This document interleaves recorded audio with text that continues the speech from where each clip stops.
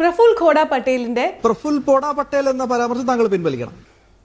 Okay, Praful ഖോഡാഭായ് പട്ടേലിന്റെ അഡ്മിനിസ്ട്രേഷനും ലക്ഷദ്വീപിന്റെ നിലവിലുള്ള അവസ്ഥയും. സാധാരണ എൻ്റെ വീഡിയോസ് ഫുള്ളായിട്ട് നിങ്ങൾ കാണണമെന്ന് ഞാൻ ഒരിക്കലും പറയാറില്ല, അൺലെസ് ആൻഡ് അൺടിൽ അതൊരു ഹ്യൂമാനിറ്റേറിയൻ കോസിന് വേണ്ടിയിട്ടാണെങ്കിൽ. അതേപോലത്തെയുള്ള ഒരു സ്ട്രോങ് ഹ്യൂമാനിറ്റേറിയൻ കോസ് ഈ ഒരു വീഡിയോയിൽ ഉണ്ട്. അതുകൊണ്ട് തന്നെ നിങ്ങളോട് ഞാൻ അഭ്യർത്ഥിക്കുകയാണ്, ദയവേത് നിങ്ങളുടെ ഒരു റെസ്പോൺസിബിലിറ്റി ആയി കണക്കാക്കുക ഈ ഒരു വീഡിയോ കാണുക എന്നുള്ളത്. ചിലപ്പോൾ ഈ വീഡിയോയിലെ പല ഭാഗങ്ങളും നിങ്ങൾക്ക് ഓൾറെഡി അറിയാവുന്നതായിരിക്കാം. അപ്പോൾ അത് നിങ്ങൾക്ക് വളരെ ക്ലിയർ ആയിട്ട് ആ ഭാഗം സ്കിപ്പ് ചെയ്ത് മുന്നോട്ട് പോകാവുന്നതാണ്. നിങ്ങൾക്ക് ഇൻഫർമേറ്റീവായ അല്ലെങ്കിൽ നിങ്ങൾക്ക് പുതിയതായ ഒരു ഇൻഫർമേഷനെങ്കിലും ഈ വീഡിയോയിൽ ഉണ്ടാവുമെന്ന് ഞാൻ പ്രതീക്ഷിക്കുന്നു.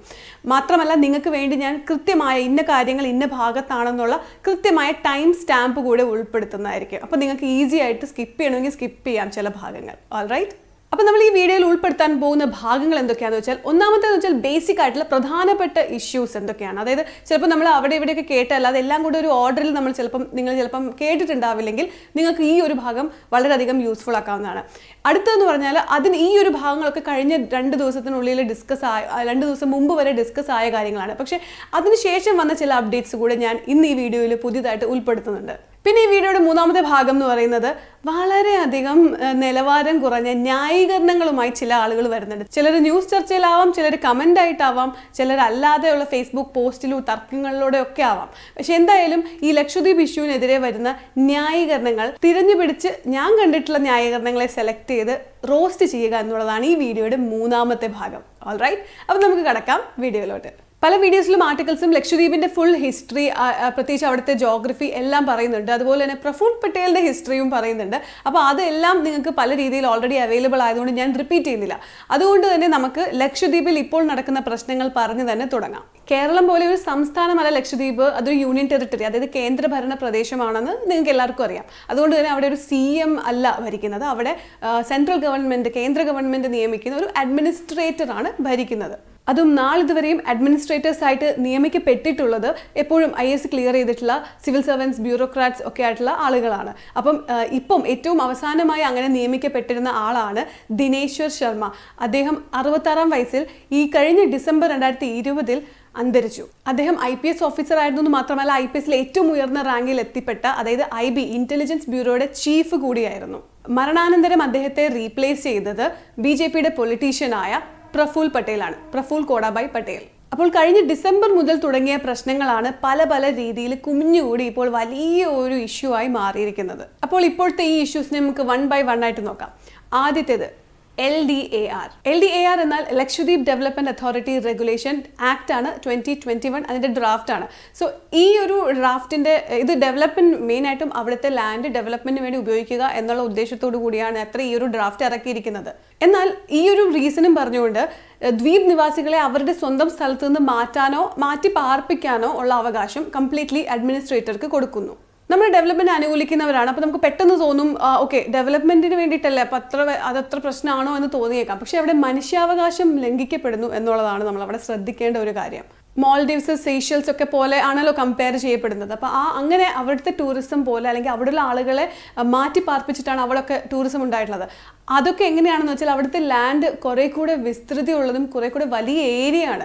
അതുപോലെ അല്ല ലക്ഷദ്വീപ്. അപ്പോൾ ലക്ഷദ്വീപിൽ ഇപ്പോൾ ഈ പറയുന്ന ദ്വീപിൽ നിന്നും ഇവരെ മാറ്റി പാർപ്പിക്കണമെങ്കിൽ ആ ദ്വീപിൽ വേറെ സ്ഥലം ഉണ്ടാവണം എന്ന് നിർബന്ധമില്ല. അപ്പം ആൾതാമസം ഇല്ലാതെ കിടക്കുന്ന വേറെ ദ്വീപുകൾ കൂടെ ഉണ്ട് ലക്ഷദ്വീപിൽ. അവിടെ കപ്പലിന് പോലും എത്തിപ്പെടാൻ പറ്റില്ല, ബോട്ടിലൊക്കെ മണിക്കൂറുകളോളം യാത്ര ചെയ്ത് അവിടെ എത്താൻ പറ്റുള്ളൂ. സോ അങ്ങനെയുള്ളിടത്തോട്ട് ഇവരെ മാറ്റി പാർപ്പിക്കുകയാണെങ്കിലോ എന്നുള്ളതാണ് ഏറ്റവും വലിയ പ്രശ്നം. ചോദ്യം ഉയരുന്നത് എന്താണെന്ന് വെച്ചാൽ, ഒരു നാട്ടിലെ ആൾക്കാരെ അവിടുന്ന് പിഴുതെടുത്തിട്ട് ആ നാട്ടിൽ ഡെവലപ്മെന്റ് കൊണ്ടുവരുവാണെങ്കിൽ ആ ഡെവലപ്മെന്റ് ആർക്ക് വേണ്ടിയിട്ടാണ്? ഇത് ഞാൻ സങ്കല്പിച്ച് പറയുന്നൊരു കാര്യമല്ല. ഈ ഒരു ആക്ട് പ്രകാരം ആർബിട്രറി ആയ അൺചെക്ഡ് ആയ ശക്തികൾക്ക് അവിടുത്തെ ആളുകളിൽ നിന്നും ആ ലാൻഡ് പിടിച്ചു മാറ്റാനുള്ള അവകാശമാണ് ഉള്ളത്. ഒരു നാട്ടിൽ ഡെവലപ്മെന്റ് ആയാലും ടൂറിസം ആയാലും അതിന് വേണ്ടിയിട്ട് വരുന്ന പ്രവർത്തനങ്ങൾക്കൊക്കെ I am always in support. പക്ഷെ ഒരു റൂള് പോലും, ഒരു ലോ അല്ലെങ്കിൽ ഒരു റെഗുലേഷൻ പോലും ഒരു നാട്ടിലെയും ജനങ്ങളെ പീഡിപ്പിച്ചുകൊണ്ടാവരുത്. അത്ര മാത്രമേ ഉള്ളൂ. ആൻറ്റി പീപ്പിൾ ആവരുത് ഒരു ലോയും. രണ്ടാമതായി കൊണ്ടുവരുന്ന മാറ്റം എന്ന് പറഞ്ഞാൽ ജില്ലാ പഞ്ചായത്തിന്റെ പല പവറുകളും എടുത്തു മാറ്റുന്ന ഡ്രാഫ്റ്റാണ്. അതിനകത്ത് ഇപ്പം ജില്ലാ പഞ്ചായത്തിന്റെ കീഴിൽ വരുന്ന എഡ്യൂക്കേഷൻ അല്ലെങ്കിൽ health care, animal husbandry, fisheries, farming, ഇങ്ങനത്തെ 5 കാര്യങ്ങളും അതിൽ നിന്ന് എടുത്ത് മാറ്റുകയാണ്. ഈ ജില്ലാ പഞ്ചായത്തിന്റെ പവറിൽ നിന്ന് ഇത് മാറ്റുന്നു എന്ന് പറയുമ്പോൾ ഇതിന്റെ പ്രസക്തി നമ്മൾ മനസ്സിലാക്കേണ്ടത് അവിടുത്തെ ജനങ്ങൾക്ക്, ഞാൻ നേരത്തെ പറഞ്ഞില്ലേ, അവിടുത്തെ ജനങ്ങൾ റൂൾ ചെയ്യുന്നത് ജനങ്ങൾ തിരഞ്ഞെടുത്ത ഒരു പ്രതിനിധി അല്ല അവിടെ റൂൾ ചെയ്യുന്നത്, ഗവൺമെന്റ് അപ്പോയിന്റ് ചെയ്ത ഒരു വ്യക്തിയാണ്, ഒരു അഡ്മിനിസ്ട്രേറ്ററാണ്. അപ്പോൾ അതുകൊണ്ട് തന്നെ ആ നാട്ടിൽ ജനങ്ങൾ തിരഞ്ഞെടുത്ത വ്യക്തി പഞ്ചായത്ത് തലത്തിൽ മാത്രമാണുള്ളത്. അപ്പം പഞ്ചായത്ത് തലത്തിലുള്ള ആ ഒരു പവറും കൂടെ ഇന്റർഫിയർഡ് ആവുകയാണ്. അവിടെ നിന്നും ഇത്തരത്തിൽ പല പവറുകളും മാറ്റുകയാണ്. മാത്രമല്ല പഞ്ചായത്ത് തലത്തിൽ മത്സരിക്കാൻ 2-ൽ കൂടുതൽ കുട്ടികൾ ഉണ്ട് എന്നുണ്ടെങ്കിൽ പറ്റില്ല എന്ന റൂള് കൂടി വരുന്നുണ്ട്. ഇനി ഒരു സ്ഥലത്തെ പോപ്പുലേഷൻ കൺട്രോൾ ആണ് ഉദ്ദേശമെങ്കിൽ പോലും അവിടെ ജനറലി ഒരു റൂള് കൊണ്ടുവരിക, ഇത്ര സമയം കഴിഞ്ഞാൽ ഇങ്ങനെയുള്ള ഇത്രയും കുട്ടികളിൽ കൂടുതലുള്ളവർക്ക് മത്സരിക്കാൻ പറ്റില്ല, അങ്ങനത്തെ പല രീതിയിലുള്ള റൂൾസ് കൊണ്ടുവരാം. ഇത് ഇമ്മീഡിയറ്റ്ലി നിലവിലുള്ള, അതായത് ഇപ്പോൾ ഓൾറെഡി 2 കൂടുതൽ കുട്ടികളുണ്ടെങ്കിൽ നിങ്ങൾക്ക് മത്സരിക്കാൻ പറ്റില്ല എന്നുള്ള നിയമം പിൻ പോയിന്റഡ് ആയിട്ട് ചില ആളുകളെ ഇലക്ഷനിൽ നിന്നും മത്സരിപ്പിക്കാതിരിക്കാൻ വേണ്ടിയിട്ടാണെന്ന് കുറച്ചെങ്കിലും കോമൺ സെൻസ് ഉണ്ടെങ്കിൽ മനസ്സിലാവും. മൂന്നാമത് പ്രധാനപ്പെട്ടതായിട്ട് പ്രഫുൽ പട്ടേൽ ലക്ഷദ്വീപിൽ ഇൻട്രൊഡ്യൂസ് ചെയ്തിട്ടുള്ളത് ഗുണ്ട ആക്ട് ആണ്. അതായത് PASA, PASA, prevention of anti social activities act. കഴിഞ്ഞ ജനുവരി 2021 ഇത് അവർ കൊണ്ടുവന്നിട്ടുള്ളത്. അതായത് ഒരു പബ്ലിക് ഡിസ്ക്ലോഷറും ഇല്ലാതെ ഒരാളെ ഈ ഒരു പേരിൽ 1 വർഷം വരെ അകത്തിടാം എന്നുള്ളതാണ്. പ്രധാനമായിട്ടും ഇതുകൊണ്ട് ടാർഗറ്റ് ചെയ്തിരിക്കുന്നത് അവിടെ ലക്ഷദ്വീപിലെ CAA NRC പ്രൊട്ടസ്റ്റേഴ്സ് ഉണ്ട്, അവരെ സപ്രസ് ചെയ്യുക എന്നുള്ള ഉദ്ദേശത്തോടു കൂടിയാണെന്നാണ് റിപ്പോർട്ട്. വയലൻസിനും കുറ്റകൃത്യങ്ങൾക്കും നൊട്ടോറിയസ് ആയ അത്രയും പേര് കേട്ട ഒരു സ്ഥലത്താണ് ഇത് കൊണ്ടുവരുന്നതെങ്കിൽ നമുക്കത് അംഗീകരിക്കാം. രണ്ടാമത് നമുക്ക് അധികം ചോദിക്കേണ്ടെന്ന് പറയാം. ഒരു സ്ഥലത്തെ ക്രൈം റേറ്റ് കുറവാകുന്നത് ചിലപ്പോൾ അവിടെ റിപ്പോർട്ടിംഗ് കുറവായതുകൊണ്ടോ പോപ്പുലേഷൻ ഡെൻസിറ്റി കുറവായതുകൊണ്ട് ഇങ്ങനെ പല ഫാക്ടേഴ്സ് കൊണ്ടാവും. അപ്പം ക്രൈം റേറ്റ് ഭയങ്കര എക്സ്ട്രീംലി ലോ ആയതുകൊണ്ട് മാത്രം ഗുണ്ട ആക്ടിനെ എതിർക്കുന്നു എന്നല്ല ഞാൻ പറയുന്നത്. പക്ഷേ ഈ ഗുണ്ട ആക്ട് പറയാൻ മാത്രം അവിടെ എന്തുമാത്രം വയലൻസ് അല്ലെങ്കിൽ എന്തെങ്കിലും ഇഷ്യൂസ് ഉണ്ടായിട്ടുണ്ടോ? അതിനെ എന്ത് പറഞ്ഞാണ് ഇവർ ജസ്റ്റിഫൈ ചെയ്യുന്നത്? ജസ്റ്റിഫിക്കേഷൻ, അതായത് ന്യായീകരണത്തിലോട്ട് നമ്മൾ വരുന്നുണ്ട് കേട്ടോ. അത് നമുക്ക് ഈ മെയിൻ പോയിന്റ്സ് ഒക്കെ പറഞ്ഞതിന് ശേഷം ന്യായീകരണത്തിലോട്ട് കടക്കാം. അടുത്തത് ബീഫ് ബാൻ ആണ്. അതായത് Lakshadweep animal preservation regulation act ആണ്. ഇത് ഡ്രാഫ്റ്റ് ആണ് 2021. ഇത് വന്നാൽ പല ഇഷ്യൂസും ഉണ്ട്. അതിൽ ഒന്നെന്ന് പറഞ്ഞാൽ സ്ലോട്ടറിങ് ഭയങ്കര പാടാവും. കാരണം ഒരു പ്രത്യേക സർട്ടിഫിക്കേഷൻ, ഫിറ്റ്നസ് സർട്ടിഫിക്കറ്റ് കിട്ടിയാൽ മാത്രമേ സ്ലോട്ടർ അനുവദിക്കുള്ളൂ. ഇനി ഈ ഫിറ്റ്നസ് സർട്ടിഫിക്കറ്റിന്റെ കാര്യം പറയുവാണെങ്കിൽ നമ്മൾ വിചാരിക്കും ഓക്കെ, സാധാരണ ഒരു ഫിറ്റ്നസ് ഇത് സ്ലോട്ടറിങ്ങിന് ഫിറ്റ് ആയിട്ടുള്ള ആനിമൽ ആണോ എന്ന് നോക്കിയാൽ പോരെ. അങ്ങനെയല്ല, അതിനായിട്ട് പ്രത്യേക ചില റൂൾസ് അഡീഷണലി ചേർത്തിട്ടുണ്ട്. സർട്ടിഫിക്കേഷൻ ഓഫ് ഫിറ്റ്നസ് കിട്ടില്ല സ്ലോട്ടർ ചെയ്യാൻ, അഥവാ ആനിമൽ എന്ന് പറയുന്നത് പശു, കിടാവ്, കാള, ബുള്ളക്ക് എന്നിവയാണ് എന്നുണ്ടെങ്കിൽ. ഇത് മാത്രമല്ല, പാല് തരുന്നതോ അല്ലെങ്കിൽ ബ്രീഡ് ചെയ്യാവുന്നതോ ഫാമിങ്ങിന് ഉപയോഗിക്കാവുന്നതോ ആയ ഏതൊരു മൃഗത്തെയും സ്ലോട്ടർ ചെയ്യാനും പാടില്ല. ഇത് കേട്ടപ്പം ഇതിനകത്ത് എവിടെയെങ്കിലുമൊക്കെ ഒരു ബീഫിന് സാധ്യതയുണ്ട്, ഡയറക്റ്റ് ഒരു ബീഫ് ബാൻ ഇല്ല എന്ന് വിചാരിക്കേണ്ട. അടുത്തത് കേട്ടോളൂ. ഈ ഒരു ആക്ടിന്റെ സെക്ഷൻ 8 വളരെ ക്ലിയർ ആയി പറയുന്ന ഒരു കാര്യം എന്താണെന്ന് വെച്ചാൽ, ഒരു വ്യക്തിയും ഡയറക്റ്റ് ആയോ ഇൻഡയറക്റ്റ് ആയോ ബീഫ് അല്ലെങ്കിൽ ബീഫ് ഉൽപ്പന്നങ്ങൾ സ്റ്റോർ ചെയ്യാനോ ട്രാൻസ്പോർട്ട് ചെയ്യാനോ നൽകാനോ വാങ്ങാനോ വിൽക്കാനോ പാടില്ല എന്നുള്ളതാണ്. മാത്രമല്ല, മുകളിൽ പറഞ്ഞതുപോലെ പശുവിനെ എങ്ങാനും സ്ലോട്ടർ ചെയ്യുവാണെന്നുണ്ടെങ്കിൽ 10 വർഷം മുതൽ ജീവപര്യന്തം വരെ ശിക്ഷയും ലഭിക്കാം. പിന്നെ ബീഫ് ബാനിനെ എതിർക്കുകയാണ്, അത് വയലേറ്റ് ചെയ്യുകയാണ് എന്നുണ്ടെങ്കിൽ 7 വർഷം തടവ്. പ്രഫുൽ പട്ടേൽ കൊണ്ടുവന്നിട്ടുള്ള മാറ്റങ്ങൾ കാരണമുണ്ടായ അടുത്ത ഇഷ്യൂ ആണ് കോവിഡ് കേസസിലുള്ള വർധനവ്. കോവിഡ് തുടങ്ങിയപ്പോൾ മുതൽ ഈ കഴിഞ്ഞ ജനുവരി 2021 വരെ ഒരു കേസ് പോലും ഇല്ലാതെ 0 ആയ ഗ്രീൻ സോൺ ആയിരുന്ന സ്ഥലം, അവിടെ ഈ പ്രഫുൽ പട്ടേൽ ക്വാറന്റൈൻ നോംസിനെ റിലാക്സ് ചെയ്യുകയാണ്, അതിനെ അയക്കുകയാണ്. അതിനുശേഷം എന്താണ് സംഭവിച്ചത്? 0-ൽ നിന്നും ഇപ്പോൾ 6000-ലും അധികം, ക്ലോസ് ടു 7000 അത്രയും കോവിഡ് പേഷ്യൻസ് ആയി ലക്ഷദ്വീപിൽ. ഈ 6000 നമ്മൾ കാണുന്ന ലക്ഷക്കണക്കിന് നമ്പറിനെക്കാട്ടിൽ കുറവായിട്ട് തോന്നിയാലും നിങ്ങൾ മനസ്സിലാക്കേണ്ടത് ലക്ഷദ്വീപിലെ പോപ്പുലേഷൻ എത്രയാണ്? ഓൾമോസ്റ്റ് ഒരു 77,000 ആണ് അവിടുത്തെ പോപ്പുലേഷൻ. അപ്പോൾ 77,000 ആളുകളിൽ 6000 പേർക്ക് കോവിഡ് എന്ന് പറയുമ്പോൾ ഇറ്റ്സ് ഹ്യൂജ്. ഇത്രയും നാൾ അവിടെ കോവിഡ് കേസസ് ഉണ്ടാവാതിരിക്കാനുള്ള കാരണം അതായത് അവിടുത്തെ സ്ട്രിക്റ്റ് ആയിട്ടുള്ള പ്രോട്ടോകോൾസ് ആയിരുന്നു. അതെന്തൊക്കെയായിരുന്നു? ലക്ഷദ്വീപിലോട്ട് യാത്ര ചെയ്യണം എന്നുണ്ടെങ്കിൽ കോവിഡ് RT-PCR ടെസ്റ്റ് എടുക്കണം, അത് നെഗറ്റീവ് റിസൾട്ട് ആയിരിക്കണം. പ്ലസ് അതെടുത്തതിന് ശേഷം നിങ്ങൾ 7 ദിവസം കേരളത്തിൽ ക്വാറന്റീൻ ഇരിക്കണം. അതിനുശേഷം ട്രാവൽ ചെയ്ത് ദ്വീപിൽ എത്തിയിട്ട് അവിടെ 14 ദിവസം ക്വാറന്റീനിൽ ഇരിക്കണം. ഇത്രയും സ്ട്രിക്റ്റ് ആയിട്ടുള്ള റൂളായിരുന്നു. അതിനെ അയച്ച് മാറ്റിയിട്ട് ഒരു ക്വാറന്റീനും ഒന്നുമില്ല.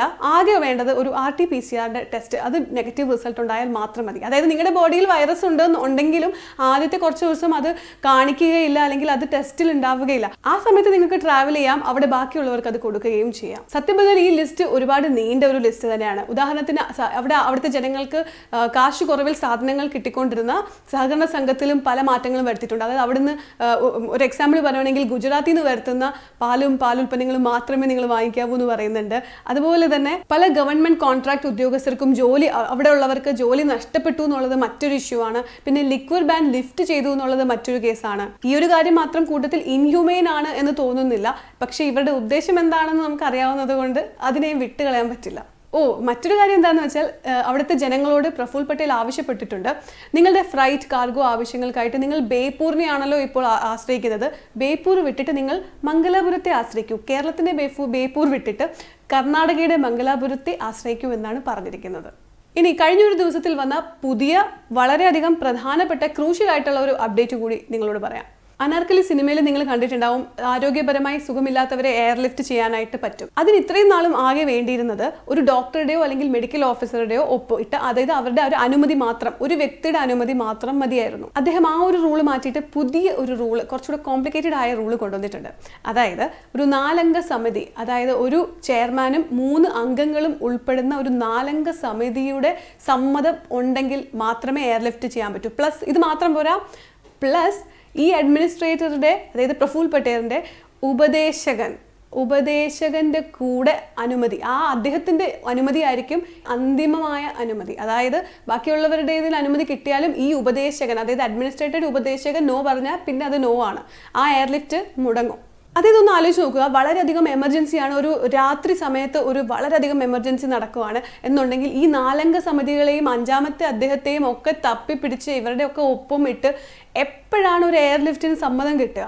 അതായത് ആ സ്ഥലത്തെ കോവിഡിൽ നിന്നും രക്ഷിക്കാനായിട്ടുള്ള ഇൻബൗണ്ട് ട്രാവൽ വളരെയധികം ലഘൂകരിക്കുകയും അവിടുത്തെ ജനങ്ങൾക്ക് ജീവൻ രക്ഷിക്കാനായിട്ടുള്ള പുറത്തോട്ടുള്ള ട്രാവൽ എയർലിഫ്റ്റ് വളരെയധികം കോംപ്ലിക്കേറ്റഡ് ആക്കി സ്ട്രിക്റ്റ് ആക്കുകയും ചെയ്തു. എന്തിന്? ഇതൊക്കെ നമ്മൾ പറയുമ്പോഴും ഞാൻ ആക്ച്വലി ഇതിന് വേണ്ടിയിട്ടുള്ള എന്തൊക്കെ തരത്തിലുള്ള വീഡിയോസ് ഇറങ്ങി എന്നുള്ളത് ഞാൻ കഴിഞ്ഞ ദിവസം അന്വേഷിക്കുകയുണ്ടായി. അപ്പോൾ ഞാൻ ഹിന്ദിയിൽ ചില വീഡിയോസ് നോക്കുമ്പോഴേക്കും ഭയങ്കര എഡ്യൂക്കേറ്റീവായ സിവിൽ സർവീസിന് പിള്ളേരെ പ്രിപ്പയർ ചെയ്യുന്ന രീതിയിലുള്ള ചാനൽസ് ആണ് കേട്ടോ.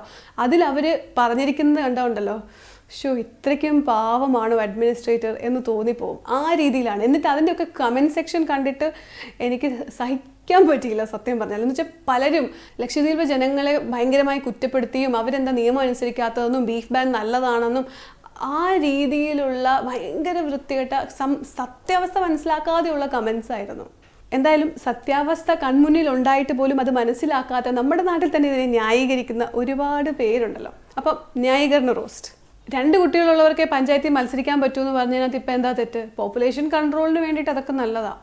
ഓക്കെ, കേന്ദ്രഭരണ പ്രദേശമായ ലക്ഷദ്വീപിൽ അത് നടപ്പിലാക്കുവാണെങ്കിൽ ഓൾ ഓവർ ഇന്ത്യ ഇത് നടപ്പിലാക്കാൻ കേന്ദ്ര സർക്കാരിന് ധൈര്യമുണ്ടോ?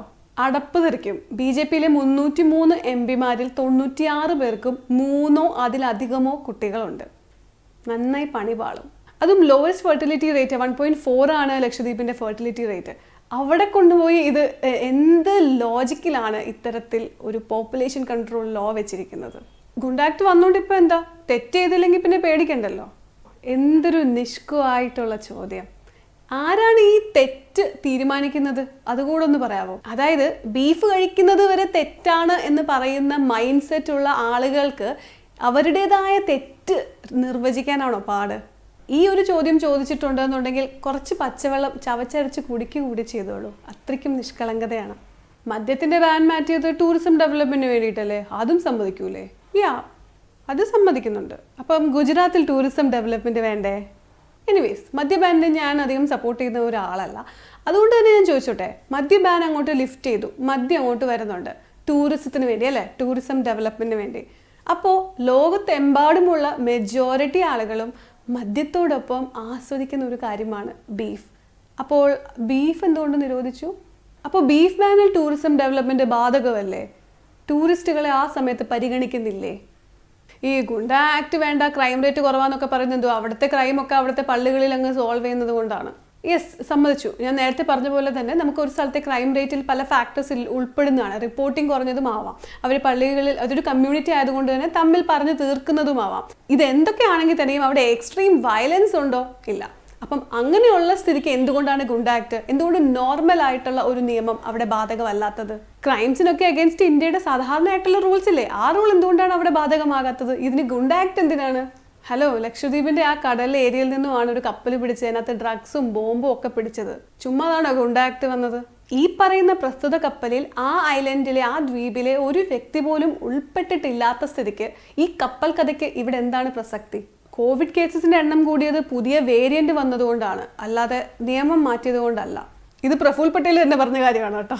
അതായത് എനിക്ക് മനസ്സിലാത്തത് 0 കോവിഡ് ആയിരുന്ന ഒരു സ്ഥലത്ത് അവിടെ പുതിയതായി 6000 കോവിഡ് കേസസ് വന്നത് അവിടെ തന്നെ വേരിയന്റ്, അതായത് ഇല്ലാത്ത ഒരു വൈറസ് അവിടെ സ്വയം ഒരു വേരിയന്റ് സ്വന്തമായി ഉൽപ്പാദിപ്പിച്ച് സ്വയം ജനിച്ചു വന്നതാണോ? ഇങ്ങനെ ദയനീയമായി തോൽവിയാകരുത്. ന്യായീകരിക്കാതെങ്കിലും ഇരുന്നൂടെ, മിണ്ടാതിരുന്നാൽ മതിയായിരുന്നു.